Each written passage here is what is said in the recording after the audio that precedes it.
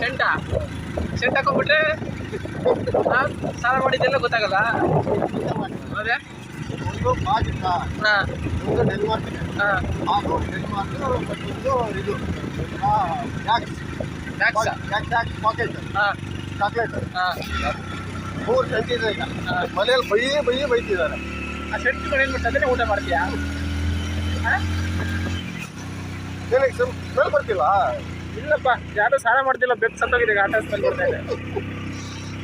ನನಗೆ ಇಲ್ಲಿ ಸೆಂಟ್ ಅಭ್ಯಾಸ ಇಲ್ಲ, ನನಗೆ ಇಷ್ಟನೇ ಆಗಲ್ಲ. ಪುರಿ ಪುರಿ ಬೇಗ ಹರಿಶ್ಚಂದ್ರ ಘಾಟ್ ಮೂರು ವಾರ शादी करेंगे शादी नहीं, उसको 4 दिन पार की दे रहा है क्या।